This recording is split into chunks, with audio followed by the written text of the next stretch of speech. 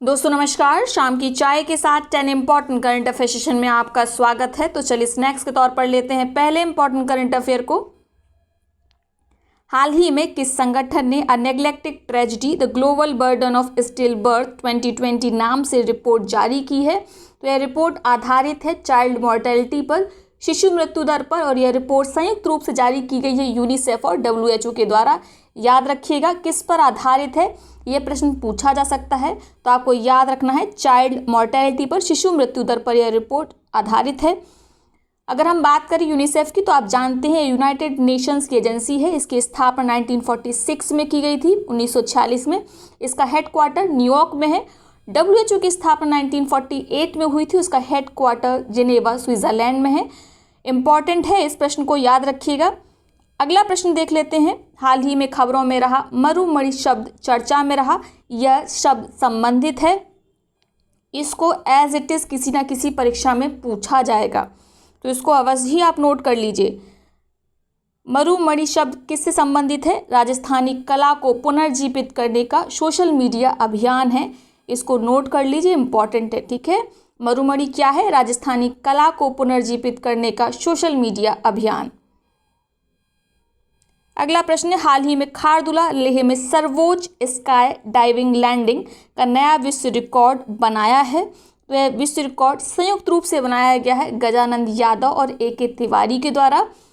गजानंद यादव के नाम से आप परिचित होंगे यदि आप हमें रेगुलरली फॉलो कर रहे हैं। इनका नाम हम कुछ ही दिन पहले शाम की चाय के सेशन में ले चुके हैं। आपको याद होगा गजानंद यादव को Tenzing Norgay national adventure award 2019 से भी सम्मानित किया गया है। ठीक है, याद रखिएगा। तो इस बार गजानंद यादव के पास दो अवार्ड हो गए। कौन से? Tenzing Norgay national adventure award 2019 और सर्वोच्च स्काई डाइविंग लैंडिंग का नया विश्व रिकॉर्ड। तो दोनों के नाम याद रखिएगा, गजानंद यादव और AK तिवारी। अगला प्रश्न है, हाल ही में अपने सभी पब्लिक स्कूलों में अर्थात सरकारी स्कूलों में हाईटेक क्लासरूम बनाने वाला पहला राज्य बन गया है। तो हाल ही में केरल ने अपने सभी सरकारी स्कूलों में हाईटेक क्लासरूम बना लिए हैं। केरल के मुख्यमंत्री पिनराई विजयन ने घोषणा की कि राज्य का सार्वजनिक शिक्षा क्षेत्र पूरी तरीके से डिजिटल हो गया है। याद रखिएगा।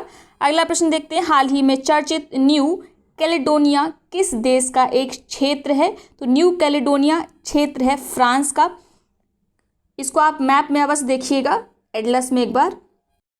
New Caledonia west Pacific ocean दक्षिण पश्चिम प्रशांत महासागर में स्थित एक फ्रांसीसी लोकप्रिय पर्यटन स्थल है।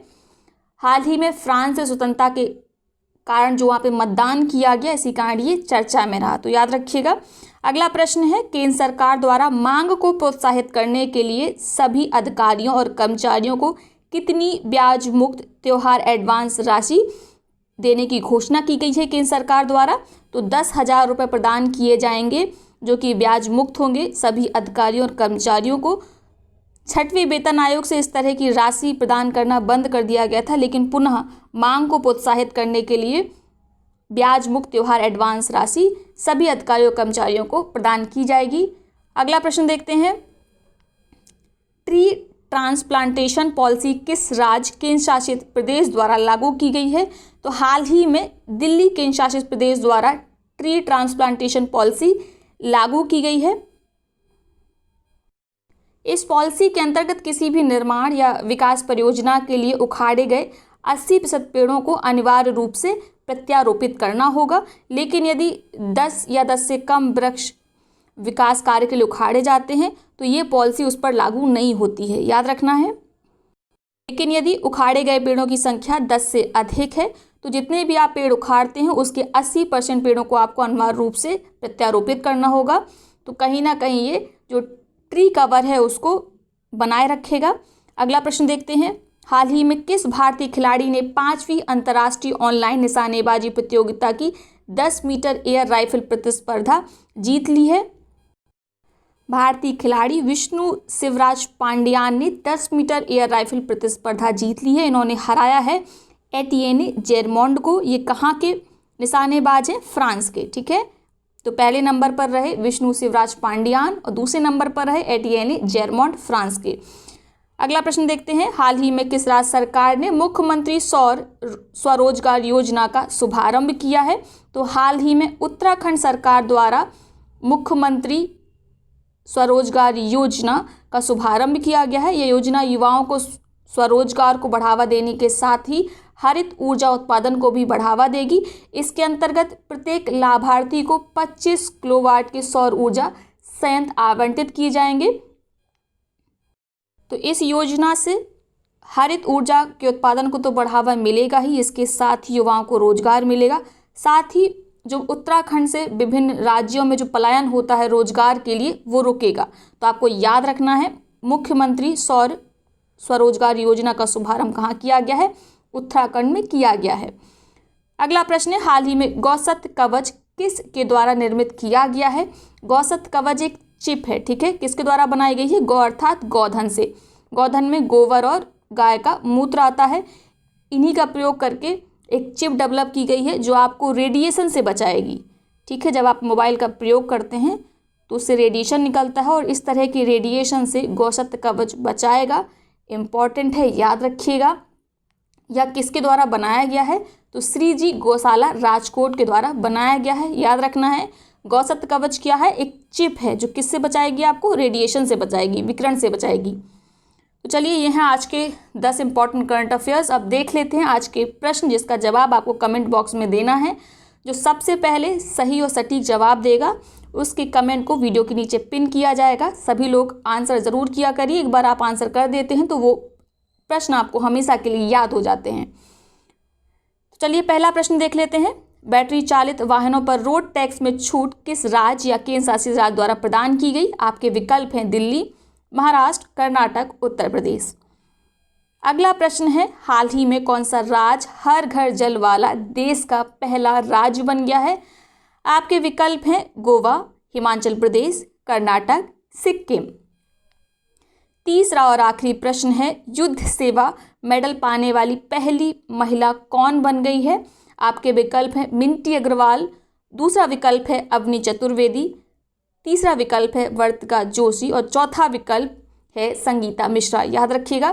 तो इन तीनों प्रश्नों को आप एक साथ कमेंट जरूर करिएगा। चलिए, कल के प्रश्नों के जवाब दे देते हैं। सबसे पहले और सही जवाब सुधीर कटियार जी ने इन प्रश्नों का दिया था, उनके कमेंट को पिन कर दिया गया है। हाल ही में भारत के कितने समुद्री तटों को ब्लू फ्लैग प्रमाणीकरण, ब्लू फ्लैग सर्टिफिकेशन से सम्मानित किया गया है? तो हाल ही में भारत के 8 समुद्री तटों को ब्लू फ्लैग सर्टिफिकेशन से सम्मानित किया गया है। ये सर्टिफिकेशन किसके द्वारा दिया जाता है? तो सर्टिफिकेशन दिया जाता है फी के द्वारा। फी अर्थात फाउंडेशन फॉर एनवायरमेंट एजुकेशन। ठीक है, याद रखिएगा। अगला प्रश्न है, त्योहार के मौसम से पहले भारतीय प्रधानमंत्री द्वारा शुरू किए गए कोविड-19 जागरूकता अभियान का नाम क्या है? तो जागरूकता अभियान का नाम है जन आंदोलन। इम्पॉर्टेंट है, याद रखिएगा। इसमें आपको वही सोशल डिस्टेंसिंग, मास्क पहनना, हाथ धुलना आदि के लिए प्रधानमंत्री नरेंद्र मोदी जी के द्वारा जागरूक किया गया है। तीसरा और आखिरी प्रश्न है, निम्नलिखित कथनों पर विचार कीजिए। श्री प्रणब मुखर्जी भारत रत्न सम्मानित होने वाले 6वें राष्ट्रपति थे। बिल्कुल सही है। दूसरा कथन है, भारत रत्न सम्मानित होने वाले पहले राष्ट्रपति डॉक्टर राजेंद्र प्रसाद थे। बिल्कुल सही है, दोनों ही कथन सही हैं। प्रणब मुखर्जी भारत के 13वें राष्ट्रपति थे जिनका 31 अगस्त को निधन हो गया। तो आपका आंसर होगा इसमें दोनों। ठीक है, तो चलिए, ये है आज का सेशन। आई होप वीडियो आपको पसंद आया होगा। वीडियो को ज़्यादा से ज़्यादा लोगों तक शेयर करिए और टेलीग्राम चैनल को अवश्य ज्वाइन कर लीजिए, लिंक डिस्क्रिप्शन बॉक्स में दिया हुआ है। बहुत बहुत धन्यवाद।